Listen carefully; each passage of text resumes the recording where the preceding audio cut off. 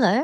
Hi, Rosabel. How are you? I'm good. How are you? Good. Now, look, I'm calling you for the podcast. Is that okay? Look, it's completely acceptable. I was wondering if you've been following along with the Rosabel Roosevelt controversy. What's the controversy that my name is not Roosevelt? Well, most people think your name, apparently, most Americans think your name is Roosevelt, like the president, and not Rosabel. Well, sometimes I hear people say that name and I think they're saying my name. So Oh my God. it's just different context, isn't it? Like that email you sent me this morning about the lady who thought I was a chicken. I had to explain that later in the episode.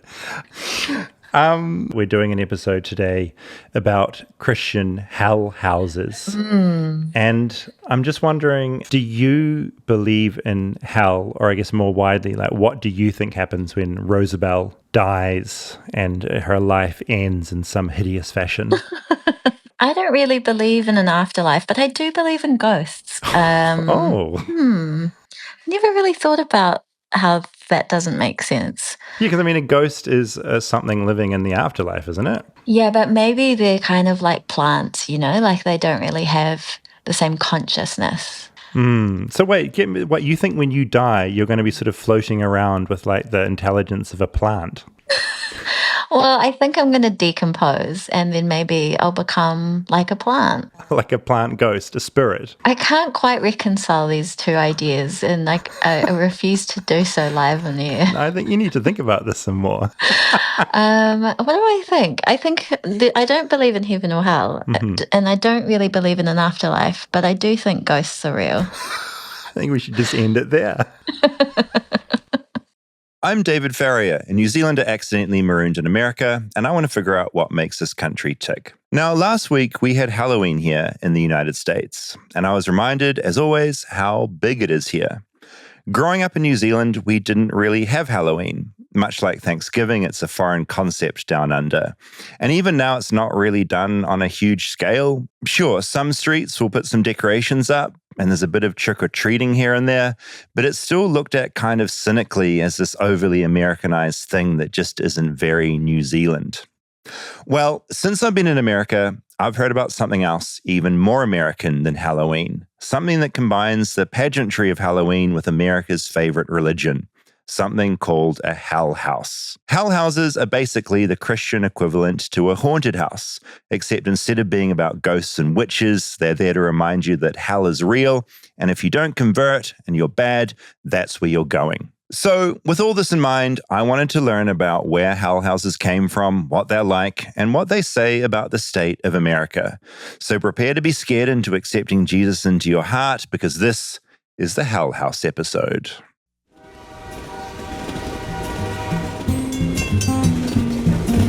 Flightless, flightless, flightless bird touchdown in America. I'm a flightless bird touchdown in America. I have a question for you already. Hit me up. Do you use Down Under to describe New Zealand or Yeah. just Australia? Or both? Both. So down under, if you're an Australian, you could say down under. Down and Under. Right? Sound. Right? With an I A. forget sometimes how I sound to you. Like, do you listen to me sometimes and sort of it's a bit funny? Or are you used to it now? I'm used to it, but then there's like phrases like that will snap me back into, oh, you're talking funny. Have you had a New Zealand friend before? Yeah. You've met a few. Yes. I've met a few Australians. We sound different. Okay. No, I watched enough Flight of the Conchords, I think. I'll see you've watched New Zealanders on TV, Yes. and that's the equivalent. Yes. Actually, that's a question. Like when watching Flight of the Conchords and you met me, does it kind of match up? Some of them, absolutely. It does. Yeah, that's like so I feel like interesting. when we first met, I was talking to Brett and Jermaine. Very funny. Yeah, New Zealand is slightly more down under. Do you guys slightly lower. use that though? Like, because it is like here, I think it's very associated with Australians. Interesting. But is it just like a whole Honestly, region? I haven't really said it before. I kind of think that's how Americans would talk about. Both. Who does say down under? I've never said it until I wrote it in that intro. Okay. But it does refer, I think, to both. Okay. because we're both just down under everything else. This feels like it could be one of those things that a bunch of New Zealanders get mad at you about. Yeah, saying. They're like, David is not representing us in any way whatsoever that's accurate. I'm curious if it is I'll look into reserved it. for Australia or both of you. Flightlessbirdchat@gmail.com. What does down under mean to you? For some people out there, it might just mean their own genitals, for all I know. Who knows? Yeah. Big news. We have an Instagram. We do. It's taken a long time to get one together. If you're on Instagram, if you haven't heard of it, it's a website, an app where people share photos. I think when it started, people shared like food and lunches. Well, it was to compete with Facebook. It was. And instead of like statuses, it was photos. It was photos. Which at the time was a earth-shattering concept. Well, it was just posting through photos, and you could put like a little caption. My online behavior is embarrassing at times. I have about 7,000 Instagram photos. Mm-hmm. And I looked at what my first one was the other day, and it would have been, 10 years ago. Yeah. And all my early photos, I ran through another app that made it look like it was a Polaroid photo. A vintage film. Yeah. And that was my aesthetic for about my first year on Instagram. I think that was a lot of people's aesthetic. God. On Instagram. I took like a perfectly clear, beautiful photo, ran it through an app to make it look like a fake Polaroid. Yeah. I mean, I look at some of the old ones and I'm like, why did I post this photo? Just purely based on how camera qualities have changed on a mobile device. Right? On a mobile device is, I think, what's most embarrassing about it. Where it's like, here's a concert I went to 15 years ago.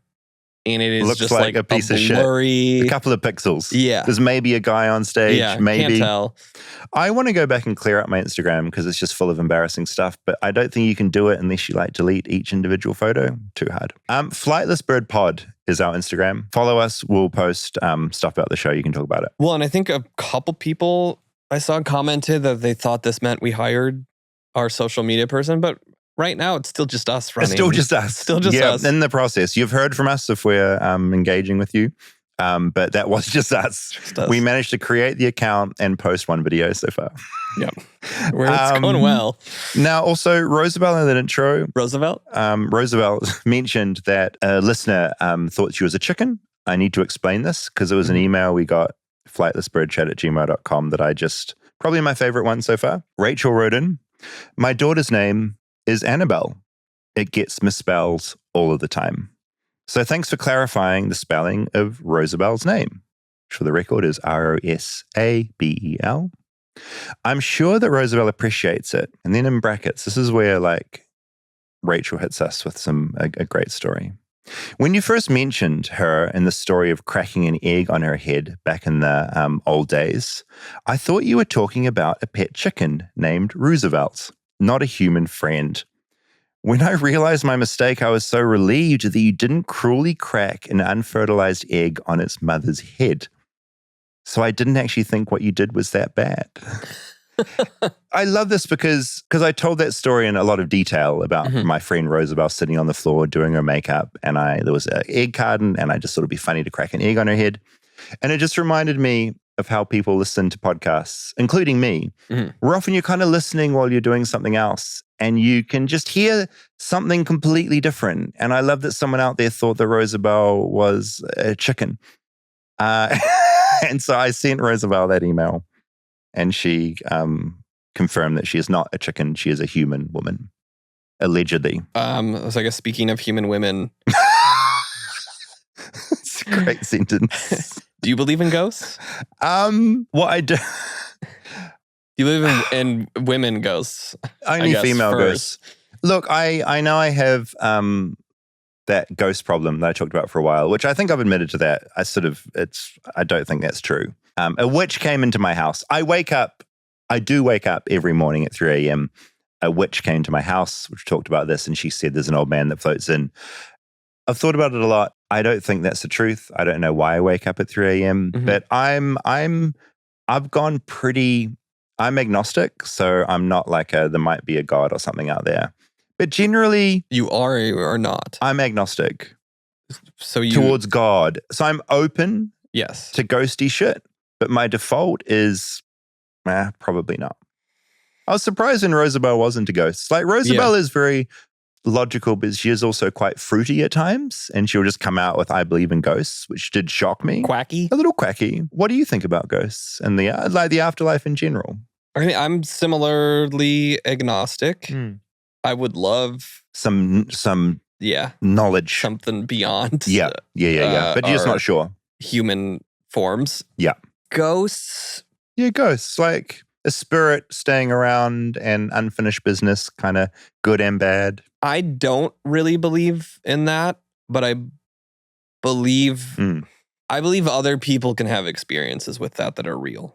Yeah. That are open to it. Like, I think there's a lot of cultural pieces where, like, Natalie's family have, like, stories about ghosts and, like, her grandma and the woods behind their house in the Philippines, like, hearing a name called from the woods calling her, and then she changed her name. Yeah, right. Because the spirits in the woods. And that's just accepted. That is like just basic fact as well there. It's like ghosts are there. We deal with them. That's the deal. Yeah. But logically, I don't. I'd love to have an experience I don't understand. I don't think I would love that, though. Well, not someone like whispering my name from the woods.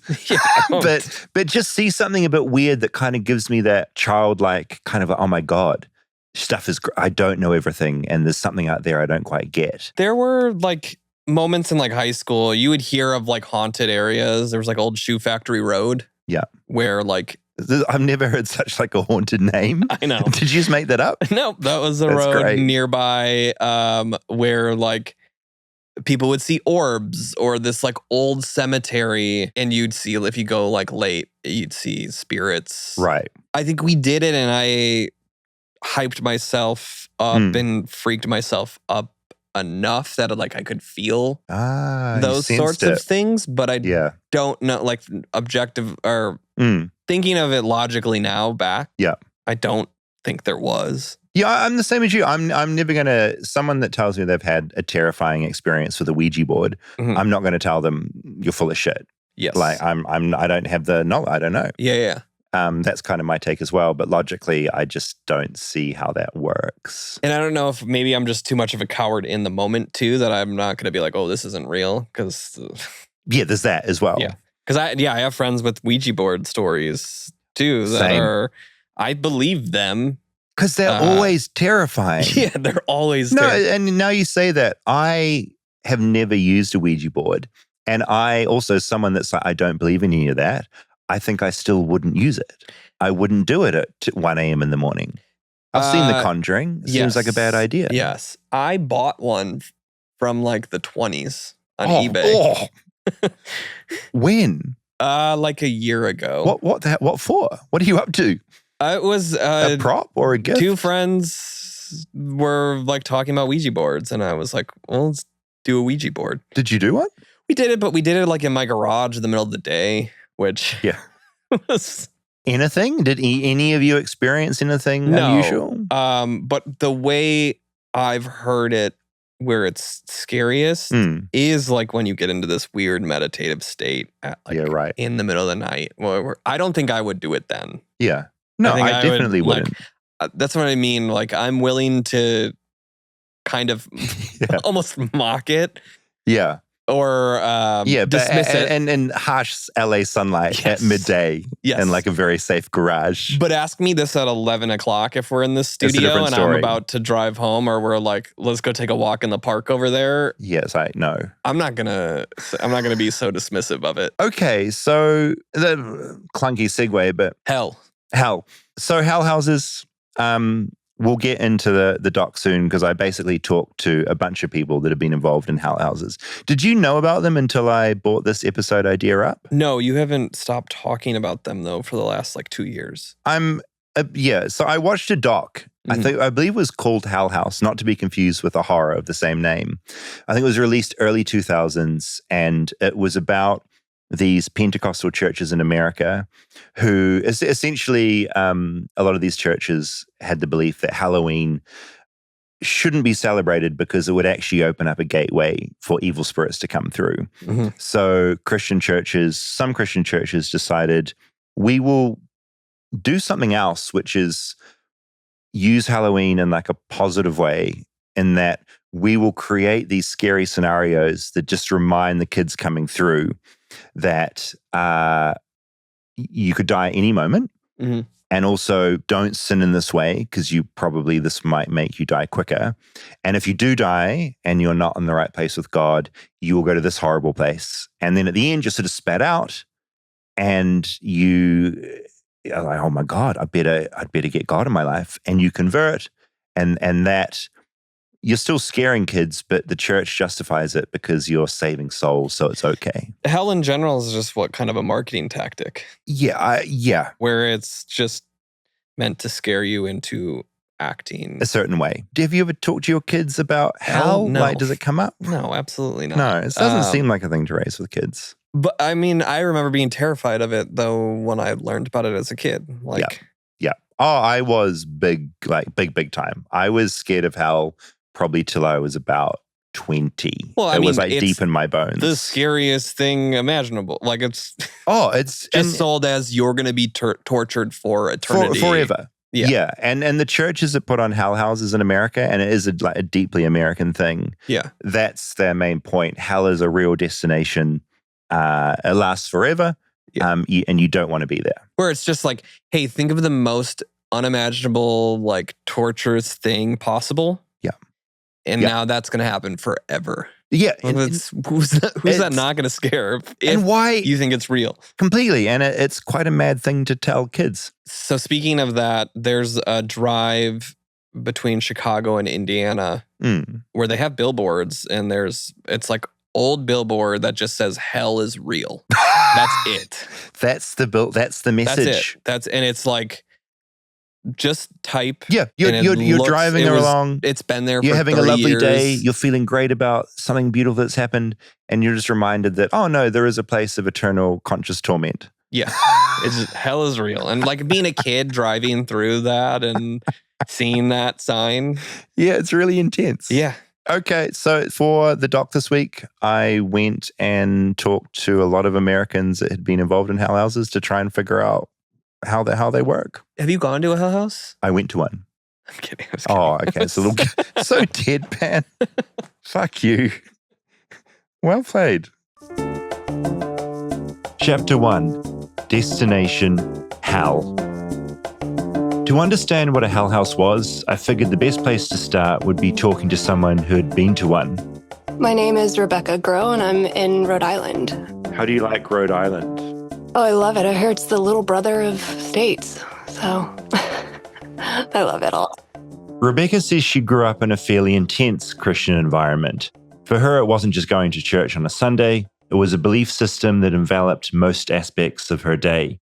Definitely a church goer, I guess.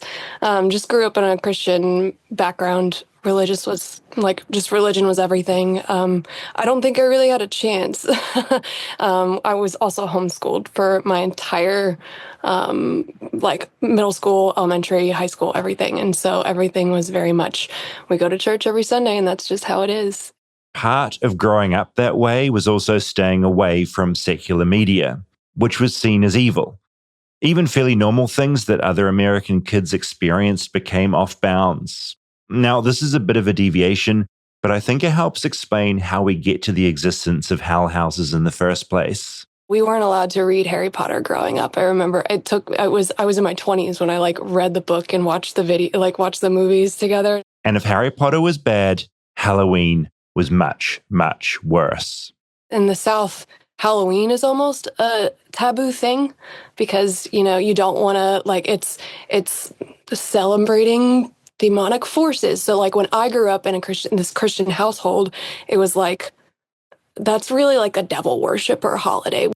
And with that as Rebecca's background, enter the hell house. How did you first get introduced to the idea of a hell house? Do you remember? There's nothing to do where we were in Virginia, so this was the big thing. So when I first heard of Scaremare, it was from Liberty University. So that's a Christian university that was kind of the pinnacle of higher education in my upbringing, that culture, and that area of Virginia. And so they were doing this big thing where it was actually like a scary version of Halloween. And so all the cool kids wanted to go. I, obviously being homeschooled, wanted to be a part of the group of cool kids. And even though I didn't have any like real understanding of what I was trying to get myself into, I was like, oh, definitely, let's go to Scaremare. That'll be super cool. And just kind of like joined this group that wanted to go and do this scary thing. And we didn't really know what it ultimately was going to end up being. So rewinding a bit, hell houses were popularized by a now dead televangelist called Jerry Falwell. Jerry is sort of what you'd expect when you hear televangelist. He loved money and racial segregation and really disliked gay people and women. And during the 70s, he spread the idea of churches setting up hell houses as an alternative to Halloween. Falwell also founded Liberty University, which is what Rebecca was talking about, a private evangelical university, one of the biggest in America. Liberty has assets in the billions, and it was fined $14 million last year for underreported campus crimes like sexual assault. Anyway, back in the 90s, Liberty University birthed Scaremare. And back in 2010, when Rebecca was just 14, she went along. She doesn't remember too much. It was 15 years ago now, but she remembers glimpses of some of the scenes. They'd gotten a car in the building, and it was like something that probably got from like a wrecked, like a junkyard. And there were families surrounding these two victims, and the families were sobbing, and like these kids, like the story was that there was like a drunk driver incident, like a very real kind of traumatic situation. And for me, I'm definitely one of those people, like visually, if I see it, like I'm not gonna be able to like not see that when if it's realistic and stuff. And so that's when I was like, oh, okay, like this is like they're actually trying to scare us. Why was Rebecca watching a car crash scene exactly? I put this question to Brian Recker, a former conservative Christian pastor. The horror of the Hell House is that it shows different people in different scenarios that go to hell for different reasons. It's that simple. More from Brian soon, but back to Rebecca. The story was that like that the one kid, like his family was like sobbing less because they knew where he was going. Oh, you know? He was a Christian and it was up in very heaven. like, yeah, it was very like leading to this, but it very much was like, oh yeah, he's good. He goes to heaven. And then this other family is just like sobbing and like fully like in it. And they're like, they didn't say like, oh, he went to hell. You just go into the next room, which was red, everything hot. Everything was like, they're trying to like basically like have hell be the place. I found some videos floating around online from a hell house similar to Scaremare, and it's really, really intense, especially hell.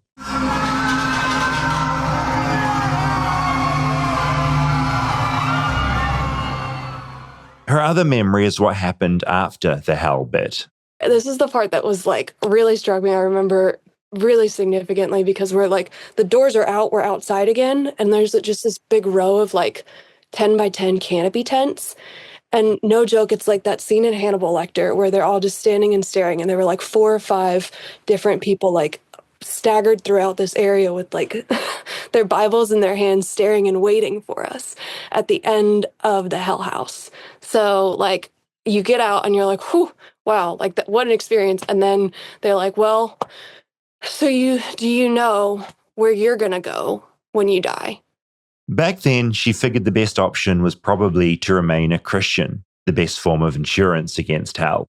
That was over a decade ago. Scaremare is still run by Liberty University.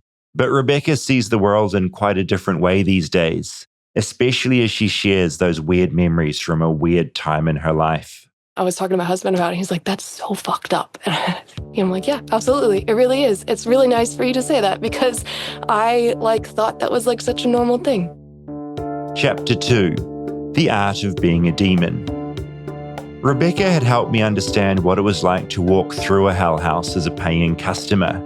But it got me thinking about what it would be like to set one of these things up and to put one on.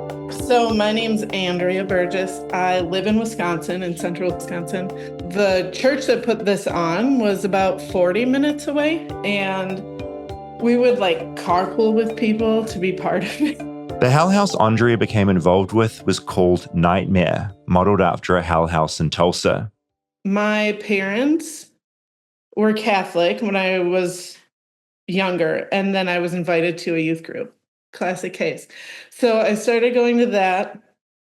And then in high school, I was invited to an Assemblies of God youth group. And that's where we more got into the more intense, I guess you'd say, versions. Andrea says she and members of the church worked all year setting up Nightmare for its October launch. During October, it ran on Thursdays, Fridays, and Saturdays. And as Halloween got closer, they added Wednesdays in as well. It cost $10 to get in, with lines lasting around 3 hours. From 1996 to 2006, about 10 years, Rebecca acted in the haunt, beginning when she was just 14. So I started where everyone starts. The baseline is hell because it's huge and there's like spots all over in the walls where people can be. And then there's hanging cages. Youth groups would come by the busload to volunteer. Oh, so this is quite a big hell house you were in.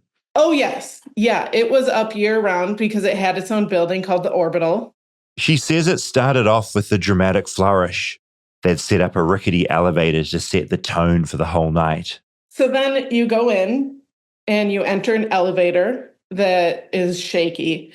And then you come out and you are standing in a circle, and then your crow, which is your guide, comes out. And the crows were like the coolest people in the whole thing. The crow character took you around a series of scenes that played out in different parts of the building. All scenes of youth getting up to mischief, which often ended in death.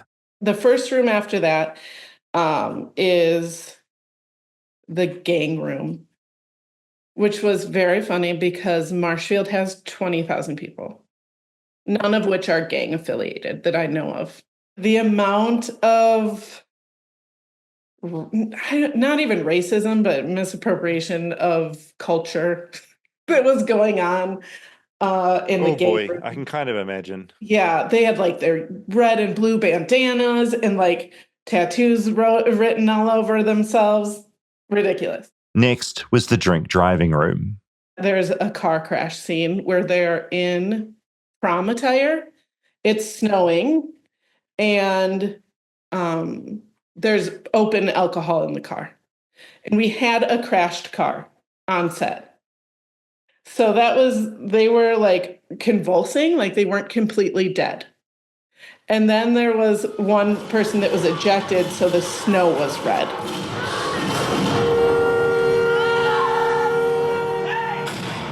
After that, you go into the drug room. There was needles in arms because they had fake skins and needles. It reeked like weed. Absolutely reeked. Still don't know what they did for that. And then there was always MTV playing on the TV. The most evil network at the time. Right.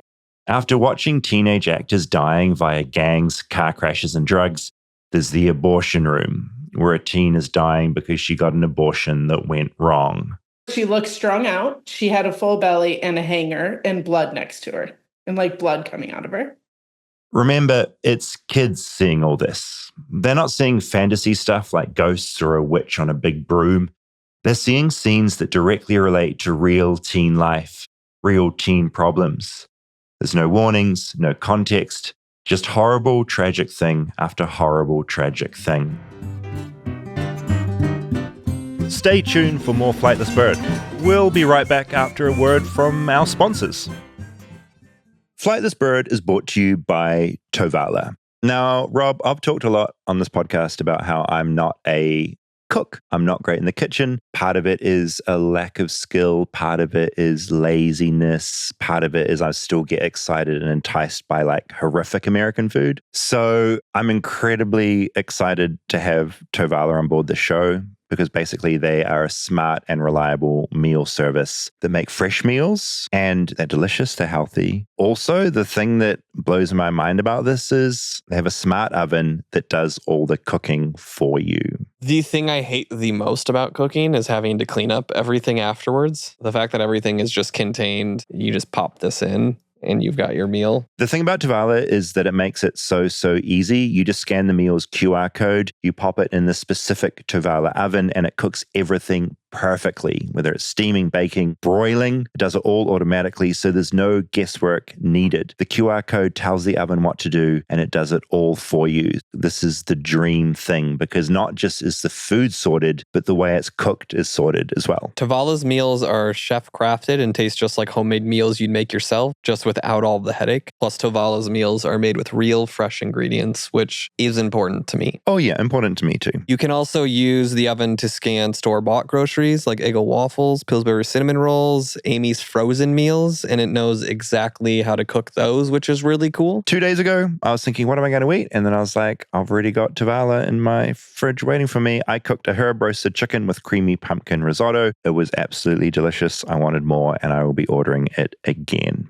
Ooh, a pumpkin risotto right now in the fall sounds great. Yum. Okay, so for a limited time, because you're a Flightless Bird listener, you can save up to $300 on the Tovala Smart Oven when you order meals 6 or more times by heading to tovala.com/bird and use my code BIRD. That's up to $300 off when you head to tovala.com/bird and use promo code BIRD. One last time, that's TOVALA.com, and make sure you use our code BIRD for up to $300 off the Tovala Smart Oven. Remember, with Tovala, dinner is taken care of. Support for Flightless Bird comes from Bombas. Now, this time of year, I'm sure you know this, Halloween's just happened. It's sensory overload everywhere. But one feeling that we're still chasing, cozy. And Bombas has the socks, slippers, tees, and basically everything to get you there. Honestly, there's something weirdly therapeutic about fresh socks. The smell, the feel, even the sock scientists at Bombas have found a way to channel their energy into literally everything they make, from slippers to sink-in cushioning to satisfyingly weighty tees. And that feeling, it doesn't stop after one wear, it keeps on going. And they make great gifts. Oh, yeah. So holiday season's coming up. They've got answers for all of your gifting questions. Like, what about your neighbor's fussy newborn?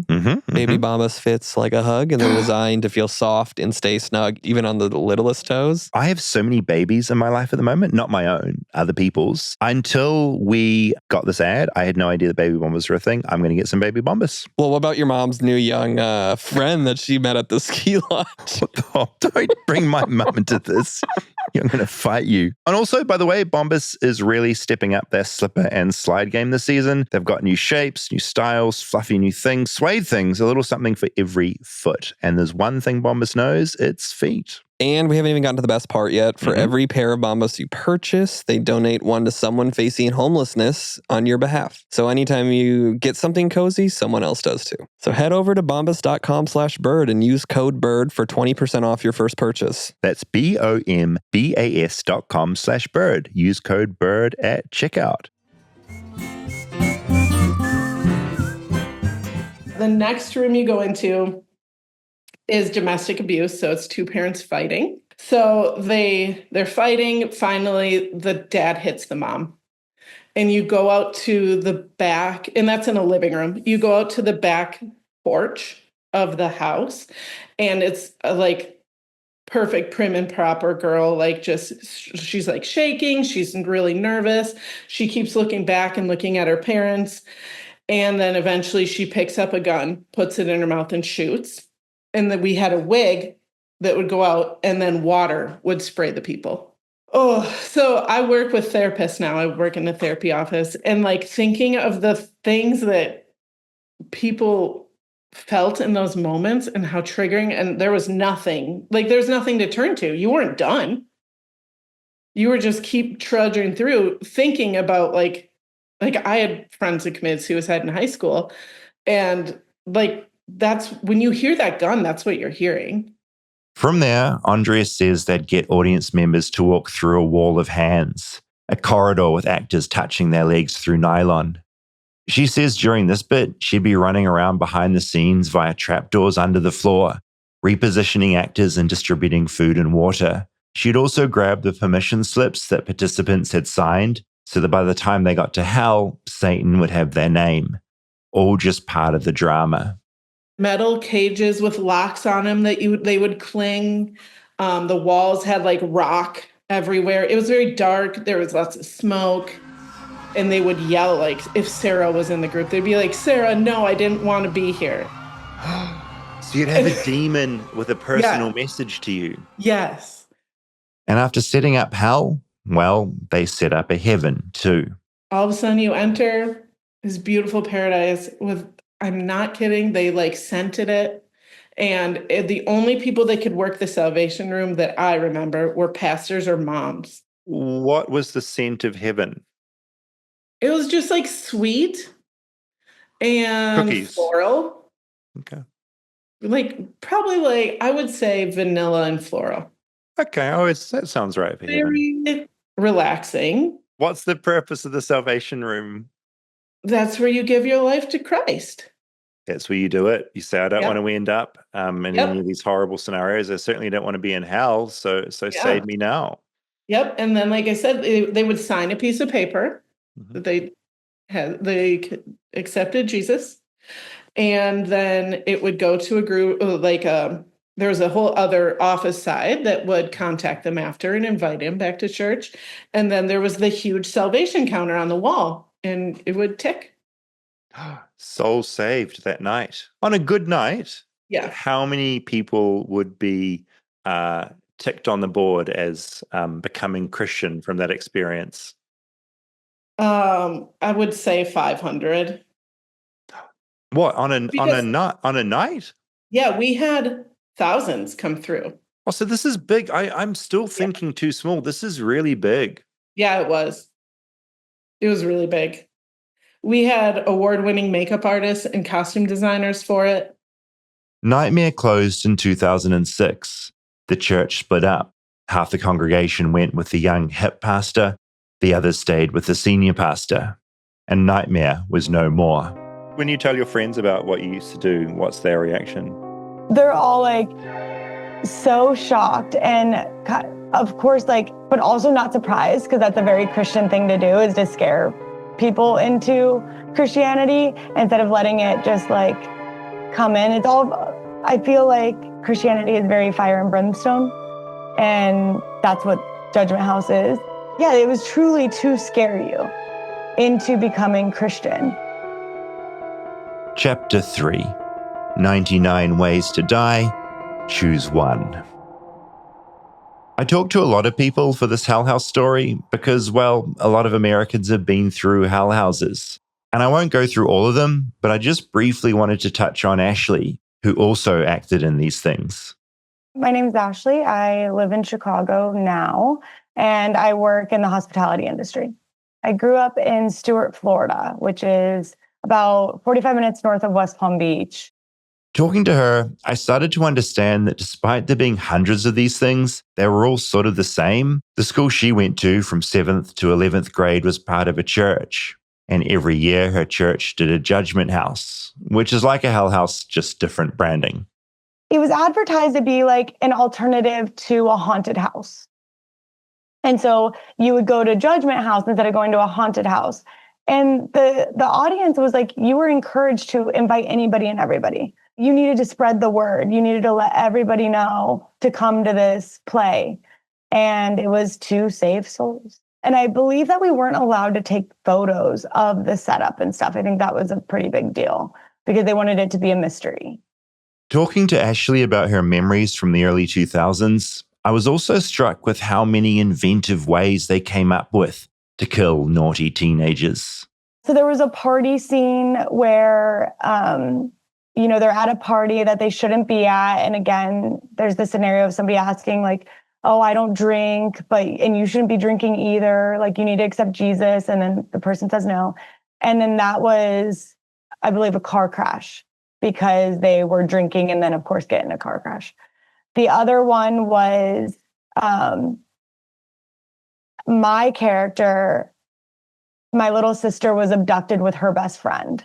Oh, no. And then there was a crazy shootout where the bad guys that took her and the children all died. I think it was the cops came in and were able to get the bad guys, but they had already murdered the little girls. Horrid thing. And I'm my character was just crying because I lost my sister at the movies. I think I was paying attention to my boyfriend instead of paying attention to my little sister at the movies. So then she was able to get abducted. So it was all my fault. So straight to hell for you. Yeah. I feel like some of these churchgoers would do pretty well in the writer's room for a Final Destination movie or some other horror. I'm remembering the plane crash one. Like I was on we had like a portion of a plane inside one of our classrooms. Like an actual plane? Like, yeah, it was like part of it. So it was like maybe 6 rows of 2 seats. So it was like the audience was looking into the plane. And we're all like having conversations, or I was reading a magazine, pretending to be on the flight. And then they would flicker the lights and make a bunch of like sound, like the plane crashed. And then the next scene, you walk now to the next scene, which took place outside. And now it's just a bunch of debris and people like dead. And what was your role in that horrific scene? So that one, like they actually moved me around in that year. So I was on the plane reading a magazine while like the 2 main actors were like doing the conversation of, do you accept Jesus Christ into your heart? And then one person saying no. And so I was just like a background actor. And then they moved me to be like in the plane crash. Like, so like either crying because I was injured or just like dead, depending on the day. Because we did it numerous days. So I think I was a floater that year. And was it successful? Did they sign people up? Yeah, of course. Of course. And then like, I mean, even me, and I was a Christian at this time, right? Every single time I'm like saying the prayer just in case, like crossing my T's, dotting my I's, just in case I didn't say it right the last time. When you looked out into the audience, like were people laughing? Were they scared? Because like, what was the vibe? Wide-eyed the whole time. So like my parents would go through it. Both sets of my parents, I think, would go through it. And I think that it was just like kind of shocking the whole time. Because it is. I mean, each scenario is very shocking. Chapter 4. Is hell really that scary? At this point, I thought it would be good to look a little bit closer at the whole hell thing. Because if you don't grow up with the belief that hell was real, if you weren't petrified by the idea, all this stuff doesn't really make all that much sense. Brian, who you heard from earlier, used to be a pastor who taught about hell at his church. In short, he knows a lot about hell. So my name's Brian Recker, and I used to be an evangelical pastor. For 8.5 years, from 2012 to the end of 2020, that was the year that I came to that place of recognition, and really I just couldn't do it anymore, and I put in my resignation during that COVID year. Brian used to believe in hell, so he understands why these people attending hell houses get so freaked out and affected by it all. In evangelicalism, hell is definitely a part of the mental model for God and spirituality, but it is a bit more subtle. They try to center grace, love, and mercy. But all of those terms are really only defined. It's grace means when God doesn't send you to hell, basically. So hell is still foundational. But in fundamentalism, it was not behind the scenes. It was every Sunday I was getting a pretty hard sell fire and brimstone sermon. For Brian, he was taught about hell by his father. And when you're a kid, you kind of tend to believe what your parents tell you.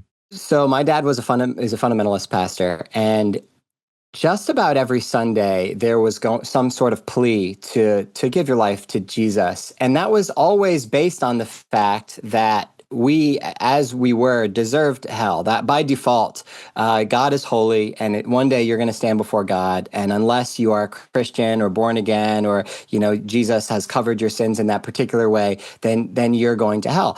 And I learned that message when I was very young. I almost don't even remember when I learned that message because it was before my memories even began. But I do know that I learned about hell at the same time that I learned about God. Our spiritual formation began really with the awareness of the fact that if we weren't on the right side of God, we would go to hell.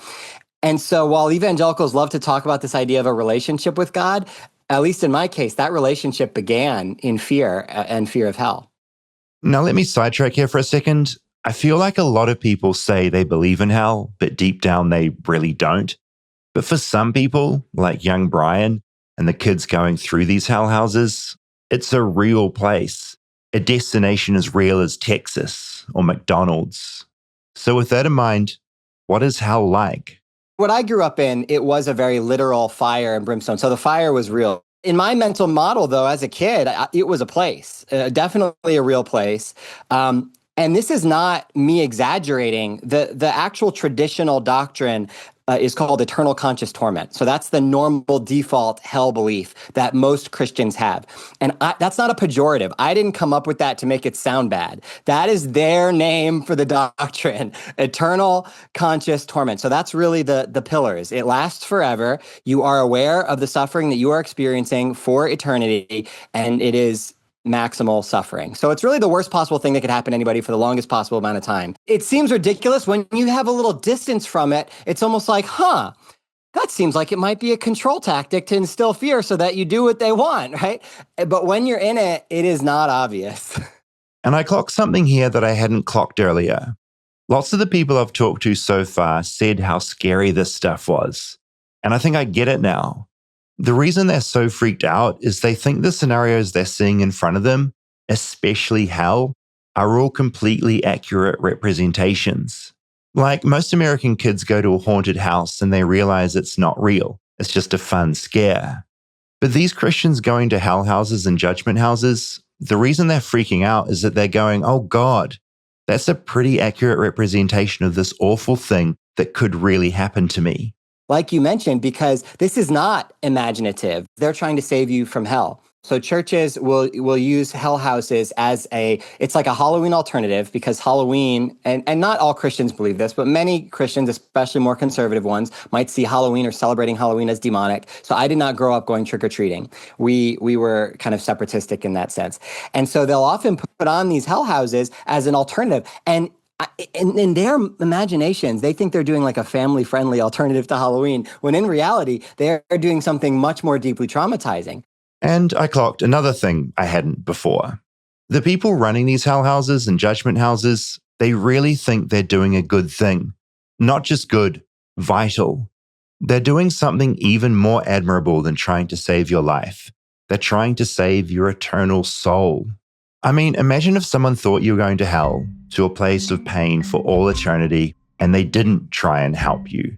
You'd be insulted if they didn't try and save your soul. And scaring you, well, that's just one really good technique.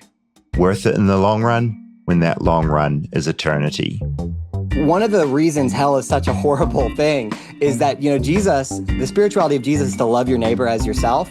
And when you believe in hell, you believe that if hell is real, the most loving thing I could do for you is to try to keep you from going there. So it's kind of like this trump card where it becomes a loving thing to put on a hell house. That's their way of loving their community. So rather than, for instance, doing a soup kitchen or doing something that's going, to help the poor in the community, that hell house is their sort of missional outreach of love to the community that they're a part of. Chapter 5, The Whole Family. From what I can tell, hell houses tend to focus on teens. But towards the end of my journey, I discovered there's a similar thing, but it's all year round, and it's more focused on the whole family.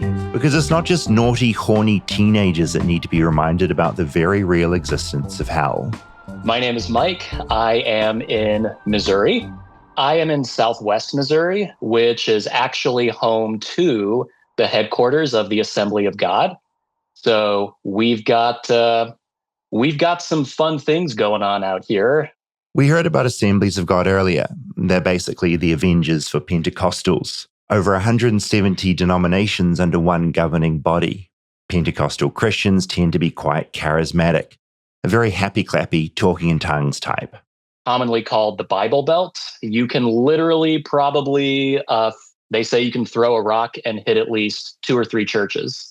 Quite literally, if I drive up the block from my street, we will pass 3 churches in a matter of a couple of blocks. So yes, grew up, all my life, church was always a thing. Every Sunday morning, every Sunday night, every Wednesday night. And even if there were special services, we always had to go to those. I remember one time in particular, I think I wanted to stay home and read my Animorphs book or something, probably. I can't remember what. And it was maybe Friday night, and my mom I remember her telling me, if you are not banging down the doors of the church every time they're open, you need to work on your heart. And if you read your Bible as much as you were reading those Animorphs books, you would be a warrior. So that's the kind of world that I came up in. I understand that you were involved in a kind of, not a hell house, but an offshoot, conceptually, Heaven's Gates and Hell's Flames. Yes. What the heck was that? I am pretty sure it's primarily an Assembly of God thing. And when I say Assembly of God, Pentecostal, charismatic, speaking in tongues, like that's the vibe. Whereas hell houses and judgment houses, I'm pretty sure were more of like the Baptist thing. But the concepts are very, very similar. Whereas the hell houses, I think were targeting teenagers, doing cool secular things like haunted houses to draw people in. Heaven's Gates and Hell's Flames is targeting the entire family and particular parents because there are storylines where the parents are not saved, but the children are, and they have to figure out and wake up with those consequences when they die. Yes, sometimes adults have to be reminded that they mustn't backslide, that hell is waiting for all of us, no matter what age we are. I remember in particular, one of the years that I was a cast member, there was a father-son storyline where, we were, me and my father are driving somewhere. I think we had even gone to church, and I was like, I thought about going forward and getting saved, but you've never done that before, Dad. And the dad's like, well, there's all kinds of time to think about stuff like that. This whole script, it's written by Christians who have an idea of what the quote world is like, but they have no idea. And it's so corny. And the dad is like, your mother goes to church all the time. She's got enough religion for all of us. And the son says, yeah, and that's more for old people and girls anyway. Like just stupid. And so like dialogue written by an alien who's just landed on Earth.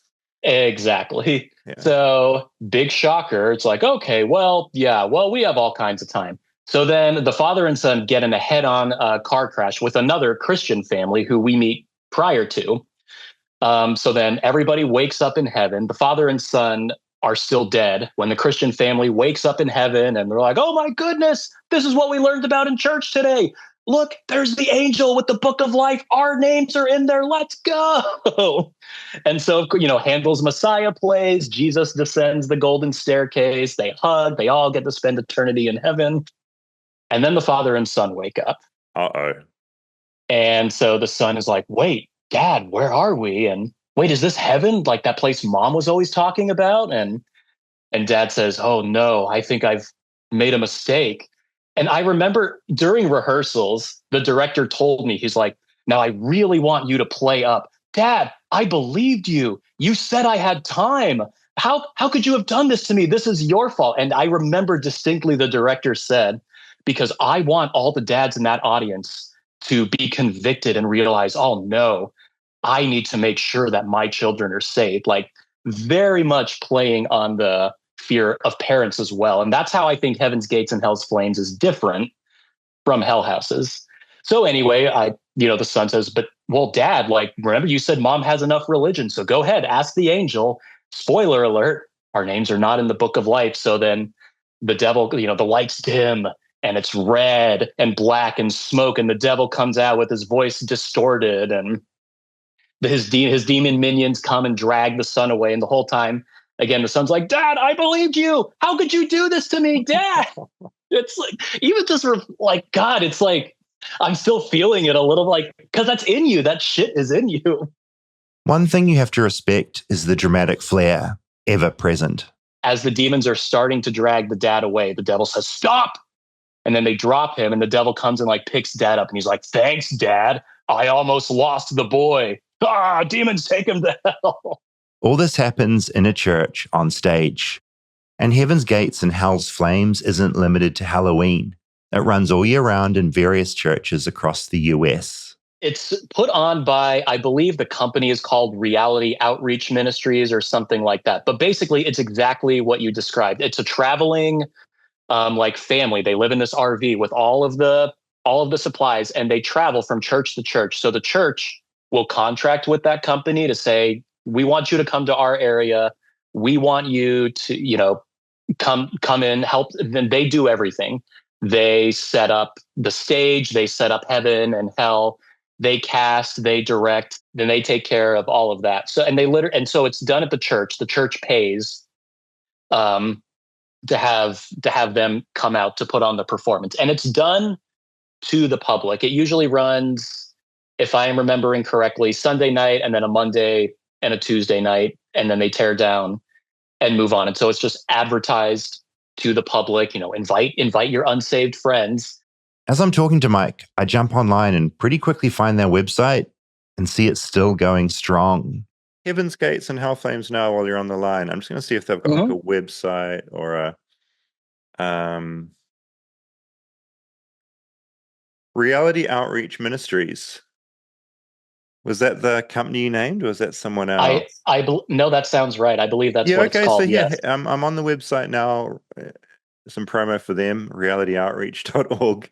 I see on their website, Heaven's Gates and Hell's Flames. Where will you be when reality strikes? Just going to check the dates. Yeah, so on their website now, you can get the drama into your church or wherever for $800. You select the date you want it, including all dates this year. You enter your church name, your city and state, contact number. Okay, total costs. Wow. So it's $4,800 total cost. Okay. $800 is the deposit, and then the balance is due the last night of the outreach. All bookings include 3 nights. You get a Sunday, a Monday, and a Tuesday. Huh. So still going strong. Still going. Do they have, is that available in New Zealand? Is it only America? Do they say? Great question. Let's see. So the website kind of looks like they want a state, which makes me think America. The contact details are America and Canada. I thank Mike for his time, then decide to call their head office to see how widespread they are here in 2025. Reality Outreach Ministries, this is Renee speaking. Can I help you? Oh, hey, it's David Farrier speaking. I'm just working on a podcast about Hell's Gates and Heaven's Flames, and I'm just curious if you operate out of the United States at all. I'm from New Zealand originally, and I was just curious if you do shows outside of the US. Oh, yes. We've got 22 teams. We're just establishing a team in Mongolia, actually, but we've done 100 different countries, and we've got teams gathered around about 22. Oh, that's so big. Yeah, and we have a team in Australia that does New Zealand and Samoa and the Pacific. Established actually in 1979 in Canada and has just exploded across the world. So it's pretty awesome. I so appreciate your time. Thanks for this. Oh, certainly. God bless. All right, you take care. Chapter 6. God bless. As I hung up the phone, I remembered again that in their mind, these people are doing a good thing. They're trying to save you from hell. When you come up in that world, you genuinely believe, and you believe that it's your responsibility to reach your entire school. Everybody that you may come into communication with is the potential for a soul to witness to. And so you take that very seriously. So as a 12-year-old 7th grader, I took it very, very seriously. It strikes me that Mike still remembers this stuff so vividly. Most of the people I spoke to had really strong memories of this stuff, 10, 15 years later. And everyone I spoke to had similar reflections. They all thought they were doing the right thing. Yeah, as you're unraveling it and as I've kind of gotten out of that indoctrinated lifestyle, it feels like we're oh wow, this really was a bunch of people using Halloween, which typically Halloween was taboo, especially in Virginia. They're oh, it's not taboo if we have this other ulterior motive. If we can save some people, then it's fine. Yeah, absolutely crazy to me, because thinking back at scaring people into Jesus is wild, just wild. And while they can laugh about it now, they're also left with this unsettling idea that they were involved in something kind of sinister. What's the saying? The road to hell is paved with good intentions. Yeah, that. And in that moment, I really thought I was helping. I genuinely thought some people just don't get it. They need to see these things to understand. I was completely bought in. But the amount of girls that I would just see bawling, and I was just good, they learned, is crazy. Looking back, it's I cannot. That's so gross. I remember just seeing people like deeply, deeply affected. And especially after the suicide room, because I'd be waiting by a trap door till the group left to go through and help. Like they had to reset the wig within seconds. But just seeing some of them, like we had people faint, and it was just, again, at the time you don't see it that way, but looking back, I'm like, wow, like some of these people could still be hurt by this. And one of my dear friends from it, we lost touch, but I found out he passed of suicide and drug overdose. And it's like you can put on this huge production and go after all of these souls, but the people, like he was a crow, so he was like one of the main actors. If he can die that way, how much did you really do? You didn't touch, like you didn't help your own people.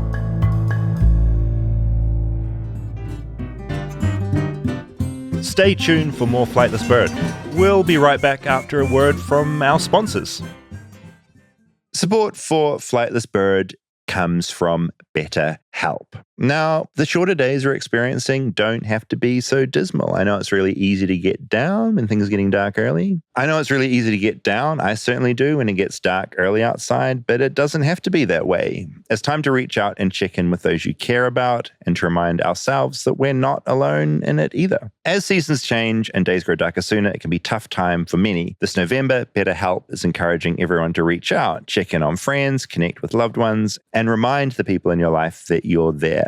Just as it can take a little courage to send that message or grab a coffee with someone you haven't seen in a while, reaching out for therapy can feel difficult too, but it is worth it, and it almost always leaves people wondering, why didn't I do this sooner? BetterHelp therapists work according to strict code of conduct and are fully licensed in the US, so you're getting a quality therapist no matter which one you're connected to. It also does the initial matching work for you so you can focus on your therapy goals. A short questionnaire helps identify your needs and preferences, and their 12 plus years of experience and industry-leading match fulfillment rate means they typically get it right the first time. And if you aren't happy with your match, you can switch to a different therapist at any time from BetterHelp's tailored recommendations. Yes, they have over 30,000 therapists, and it's one of the world's largest online therapy platforms. So this month, don't wait to reach out. Whether you're checking in on a friend or reaching out to a therapist yourself, BetterHelp makes it easy to take that first step. Our listeners get 10% off their first month at betterhelp.com/bird. That's betterhelp.com/bird. Support for Flightless Bird comes from Quince. Now, Quince has been a sponsor for us for a while now, and I'm very happy about that because I love Quince's clothes and everything else that they offer. And at the moment, cold mornings, holiday plans, this is when I want my wardrobe to be really simple. Stuff that looks sharp, feels good, and things that I'll actually wear. For me, that's Quince. And the bonus, Quince pieces make great gifts as well. Hello, Christmas, also known as my birthday. I also need a new jacket this winter. You We do? live in LA. We don't really wear winter jackets, but I'm traveling and I need a nice warm jacket for Christmas. And I'm going to be going to Quince to find one. They do really good leather jackets. They also have puffer jackets. I own a puffer jacket and I got it from Quince and I love it. They also have, if you're into this kind of thing, $50 Mongolian cashmere sweaters that feel like everyday luxury and wool coats that are equal parts stylish and durable. And the other thing that's really cool about Quince is they partner directly with ethical factories and top artisans. They cut out the middlemen to deliver premium quality at half the cost of other high-end brands. So you get luxury quality pieces without the luxury price tag. Give and get timeless holiday staples that last this season with Quince. Go to quince.com/bird for free shipping on your order and 365-day returns. Now available in Canada? Woohoo! Too. That's QUINCE.com/bird. Free shipping and 365-day returns. Quince.com/bird. It's funny, sometimes living in this country, you kind of become a bit numb to how odd it is. Yeah. But then you find out about hell houses and you go, this is quite a weird thing Yeah, well, to do. Because I'm still picking up Halloween. Like Halloween is kind of shocking and amazing. Yeah. And I'm like, oh God, this is like that, but mega. well, the weird thing is that if you're just looking at gore level, like a regular haunted house is technically more gory in most cases. Where you're like guys with chainsaws, Right, yeah. and like Yeah. depicting things like the movie Saw. Yeah. People being tortured. Much more gory. And I don't know if this is more fucked up, but the scenarios are more fucked up in a haunted house. Dude, I'm going to do a spoiler alert. Yeah. So I went to a hell house. Okay. Yeah, you did. So after I made that audio doc, I went to a hell house. Yeah. And what surprised me about it is I don't know if, I guess it depends on your level of gore. So I went to a modern hell house. Well, I just think the difference between them is the hell house is more realistic, and it's being presented as this is real and this is reality, which I guess in that sense is much more terrifying and traumatizing. Much more intense. I thought the gore thing until I went. And so I went to one, it was an hour's drive away. It was halfway between like LA City and the OC. Put on by a church. Giant production. If you listen to people talking about hell houses in the audio doc, very similar but better production. And there was a suicide room, and in there was like a half-naked woman in a bath who had slit her wrists, and there was blood oozing out. The next room was a school shooting room, and they had kids being mowed down by a kid with an assault rifle. And the gore was like actually reasonably high. Like the slit wrists looked incredibly real. There was a heroin drug overdose room where guys had needles and they had like their arms were all infected.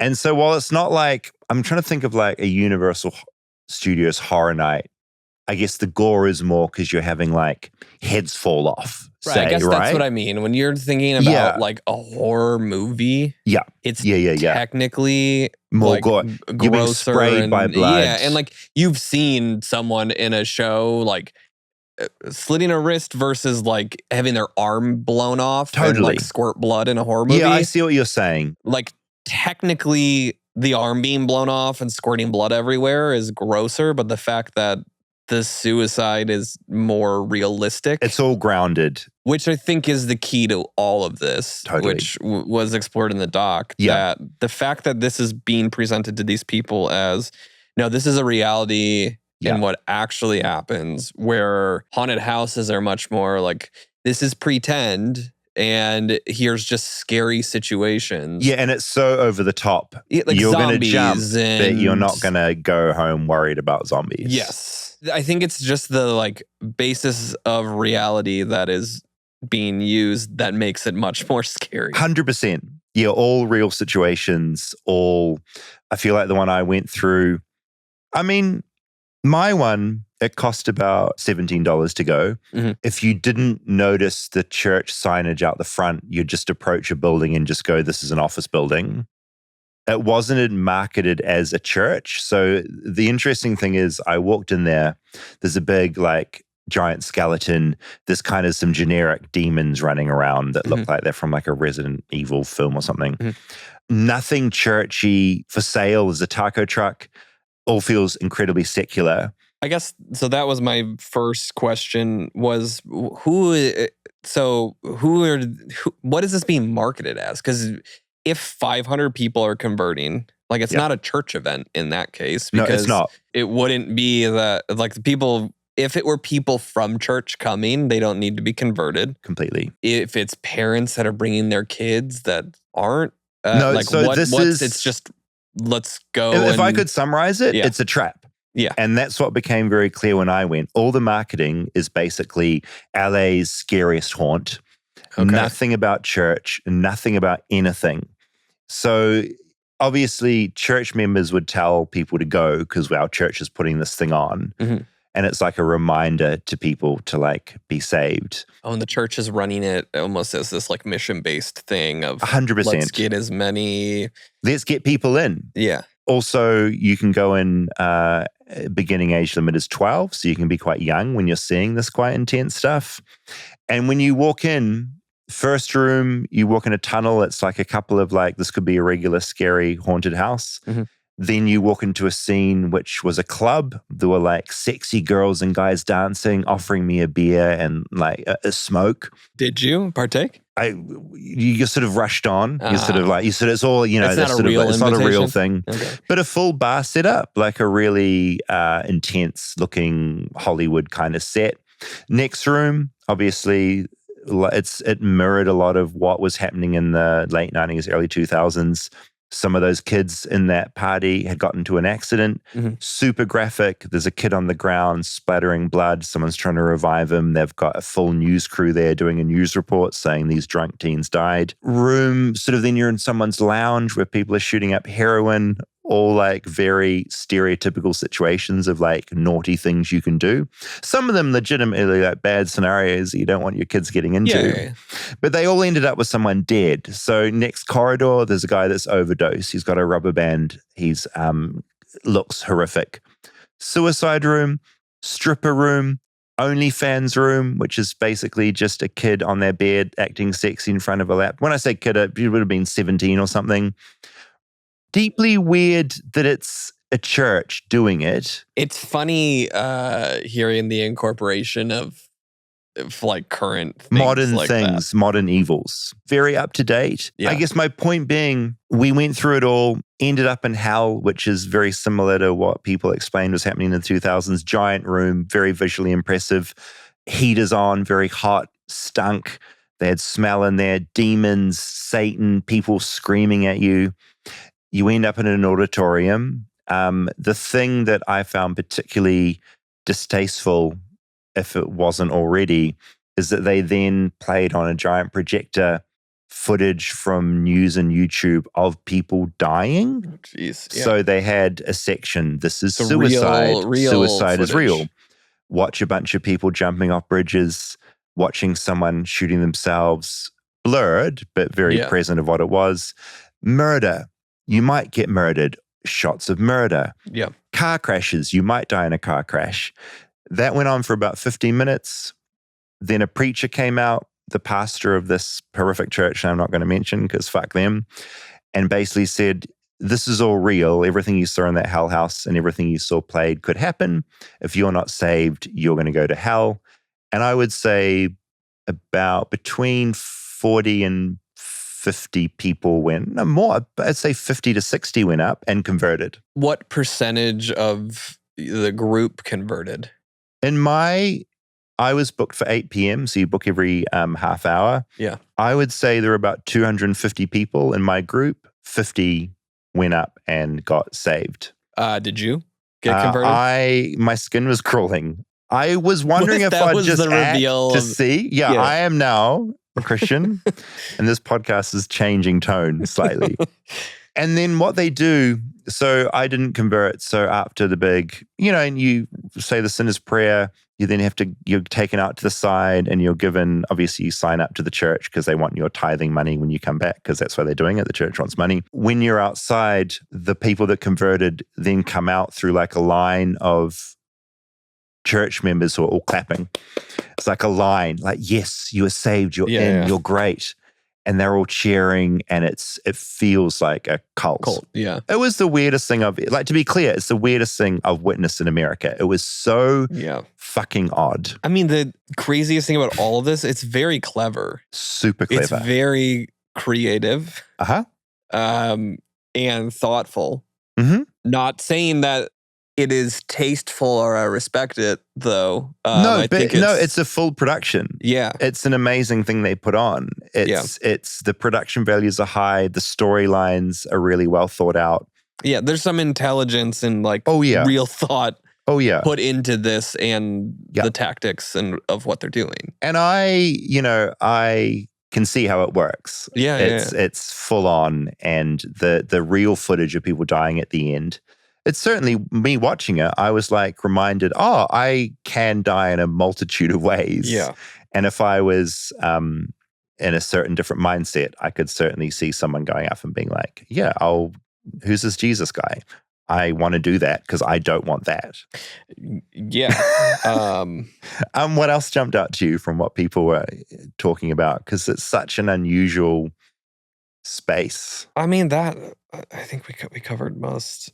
It's pretty bad, Chip. Yeah, it's pretty crazy. Were they actually the crow people? Did yours have crows? Yeah, no crow people. No, so that was a creative flourish they had. That sounds cool. I wasn't sure. You like the crow people? Well, were they actual crows, or would they just look like a character from the Crow, the guy from the Crow? No, my take was they like a big bird head. I mean, like I like that. That's pretty cool. Yeah, that's what you'd be if you took part in a hell house. I'll be the crow man. It's kind of cool.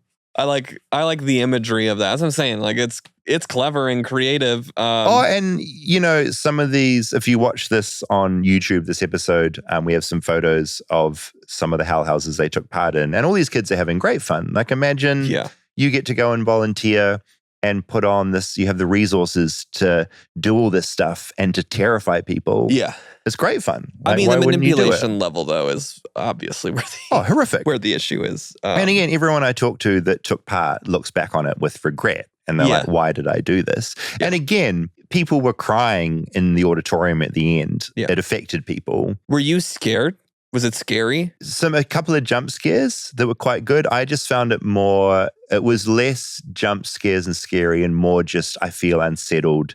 Yeah. And this is sort of just all a bit bleak and awful. Yeah. I think bleak would be the overall Hell House vibe as opposed to, oh, I got a fun scare from a ghost. Do you like haunted houses? I love them. Okay. So you've gone to good haunted houses. I've been to good haunted houses. And how did this compare? Like, can you imagine, had you thought this was going to be a good haunted house that you were going to go to, you went into that unknowing that it was tied to a church? It was an unusual thing. Yeah. And why were all those situations real? And theatrically were impressed by it. It was amazing. Yeah. I mean, I'm not going to say the church because I don't want anyone giving them a cent. Yeah. But it was technically really slick. It wasn't like I was in some sloppy church that had set up on a weekend. Yeah. They would have spent months like prepping this thing. It was impressive. Yeah. So also, I invited you to come to this and you were like, you don't like scares. I don't love haunted houses, no. What's your just to not brave enough? You're not sort of as brave as me? I think it's bravery. I have a nickname. You might not have heard this. Brave Dave. Bravid. A lot of my friends call me that. And all the time, they call me Bravid. They're like, can we call Rosabel really quick? No, we don't need to. Confirm. No, you can just trust me on that. I'm just don't worry. So, anyway, moving on to... I got to send a quick message. What time is it in New Zealand right now? It'll be, I think he runs asleep. 2:30 p.m. I think Rosabel will be sleeping. I get too like claustrophobic in those situations. Like I don't like being trapped in situations. Yeah. Where it makes me like panicky. I was lucky enough to go to a Universal Horror Night about a month ago, and you would have hated it because you were crammed into these tiny spaces with a lot of people. I don't like that part of it. So I think if it were like more open, if it was like outside, like the thing we went to at the Equestrian Center, if there were like scary things there and open and you don't want to be locked that in size, a little corridor with shit coming at you. No, and like go through this tiny tunnel. Like I do remember. It's okay. You're not brave. Yeah. I understand. Yeah, not Bravid. As someone who is not Brave Dave, typically called Bravid, because of my bravery, I don't understand your point of view. Let's see. Should we look at some feedback? Oh no, one more thing. Okay, so Heaven's Gates and Hell's Flames, which is this kind of touring, put a mini hell house on in your church. It is in New Zealand, which is fascinating. I also found a hell house happening in New Zealand, like a proper hell house. It is called, I'm just looking at the Facebook page. It's in Rotorua, which is a city in New Zealand. I'm not going to say the church because I don't want to promote it, but they're having a Halloween House of Hell, 13 years and up. I was incredibly surprised by this. When is it? It is on October 31st. Can we send Hayden and Rosabel? I have texted them. And I've said, does anyone want to go to Rotorua? It's a few hours drive for them to get to. And not it's convenient. Tomorrow. It is tomorrow. All right. Well, but yeah, if you're listening to this, if you're a Kiwi that's listening Just know that it has already happened. Hal houses, it's already happened, and Hal houses are in New Zealand, which blew my mind. Yeah. I'd say this is the only one, and I'd say it's some little New Zealand church that's gone, oh, why don't we do this? Why don't we try to emphasize? It reminds me a little bit, did you see that Scorsese Andrew Garfield movie about them trying to spread Christianity in like... No, I apparently it was epic and great. Right? It was Scorsese, yeah. It reminds me of that, but like totally proselytizing with hell houses instead of going completely. Yeah, no, same thing. Take it from America to the world. Yeah, and introduce it. I don't know how that would go in New Zealand. I can't imagine what I saw happening in Rotorua, but that is what is happening. It's called Silence. Okay, have you seen? Yeah, I've seen it. Good? It's great. Yeah, I liked it a lot. I always think it's funny when you hear people talking about like a Scorsese movie and someone's like, it's so shit. It's like Scorsese, it's going to be amazing. No, clearly. Yeah. I mean, I think that was the one that took him like 20 or 30 years to make. Also, as a passion project. Yeah. Okay, feedback. There's two people, anonymous. One because they didn't want to lose their job. The other because they were deeply embarrassed. First anonymous. It's a great sign. I haven't heard this mentioned on the news or the social media that I follow. But there is currently Republican propaganda on government websites regarding the shutdown. As a federal employee for over 20 years, I've never seen anything like this. And this isn't a shutdown episode, that's a whole thing, but I was legitimately surprised by the language used. Oh, I've seen there was, even in like airports, there were certain airports that refused, that were basically, all of the language is just like, it's bad because of the radical left. Yeah. The government is shut down. This is USDA.gov, an official website, okay? Senate Democrats have now voted 12 times not to fund food stamp program, also known as the Supplement Nutrition Assistance Program. Bottom line, the well has run dry. At this time, there will be no benefits issued November 1st. By the way, it's horrific. Like, people are going to starve and die. We're approaching an inflection point for Senate Democrats. And this is what blew my mind. It's like we're in a bad film. They can continue to hold out for healthcare for illegal aliens and gender mutilation procedures, or reopen the government so mothers, babies, and the most vulnerable amongst us can receive critical nutritional assistance. Yeah, I mean, the spin is insane. And I feel like I'm the only one that didn't clock how nuts the language is. It's nuts. So I thought that was worth mentioning. It is absolutely bizarre, and I can only imagine what it would be like to be a worker involved in the shutdown right now. It's a total misrepresentation of what's actually happening. Insane. Yeah. Which again, a whole other topic. Other podcasts will cover this much better than we can. Yeah. But it's incredibly messed up. Okay, another anonymous bit of feedback out of embarrassment. I'm just catching up on your episodes, and I got to the Coney 2012 one. I also just saw you have a homecoming episode. I have a story that's relevant to share that combines both. I asked a girl I liked to my senior prom in 2012. She did not go to my school. When I asked her, she seemed surprised, and her verbal response was, sure. Something felt off about the response, but at least it wasn't a no.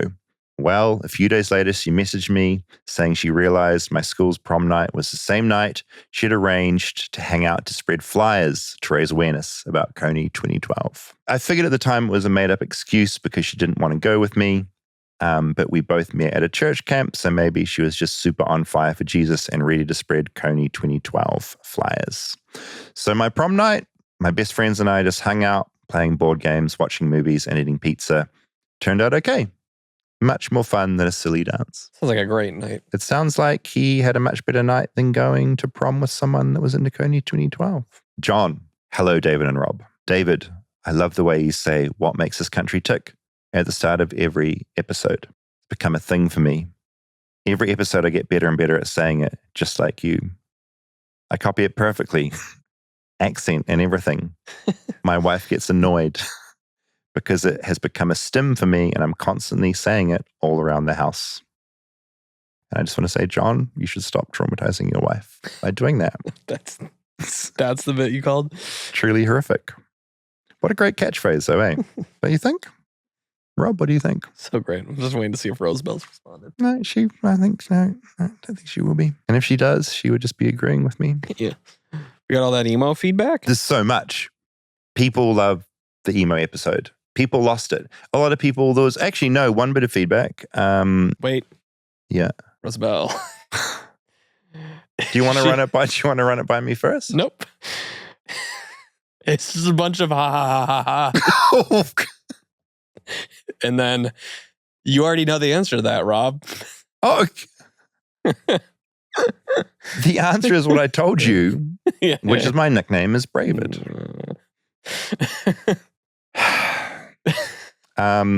People love emo. A number of people cried when certain songs were played because it just took them straight back to that particular time in their life. Chris had texted me after that we were first in their dashboards like popping up now and a bunch of other random stuff. Like there was an interview for some new movie that... Oh, so they're doing a bunch of press here and there. No, I think people are just referencing Dashboard this week randomly. Amazing. And we had to put it out early in the week. Yeah. And then he got sent an interview with Dave Franco for his new movie where he mentions Dashboard. Oh, that's amazing. There was amazing. a Hard Times thing today that was just like Chris still finding his ex-girlfriend's hair around his apartment.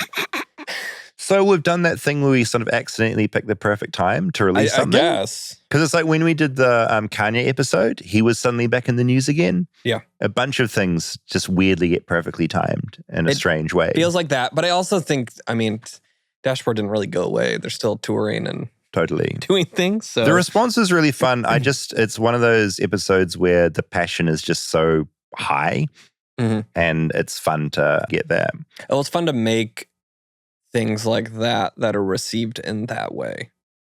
Like we don't get to do that a lot. No, and it's like a delight to kind of do an episode that's just about people's joy and love of a thing, as opposed to like, here's a really like sick, odd thing like a Hell House, you know? Yeah. And here's just our interpretations on it, but instead like, here's this thing we wanted to... It's also, there was like a pretty jam-packed episode. We had multiple musical performances and interviews. I feel like any other show would have spread that out over 4 episodes. Like, it's all in the one. That was really fun to put together and insane to have live musical performances in our thing. Maybe we'll do more of that. Amanda said, your conversation with Chris and his acoustic performance of Screaming Infidelities made my week. I saw DC in concert in 2007. I had an astronomy lab final that night and I lied and told my TA that my brother was in hospital and I had to go home. In hindsight, that TA was stoned every week and probably wouldn't have even given a shit about my real reason for missing the final. And it's not like I was going to be in astronomy anyway. Totally worth it. Not with that kind of dedication to astronomy. And finally, a lot of people sent in photos. Apparently at the moment, leading up to Christmas, there are a bunch of toy leaf blowers for sale for kids for Christmas. So like the Nordstrom catalog has this little kid with a little tiny fake leaf blower.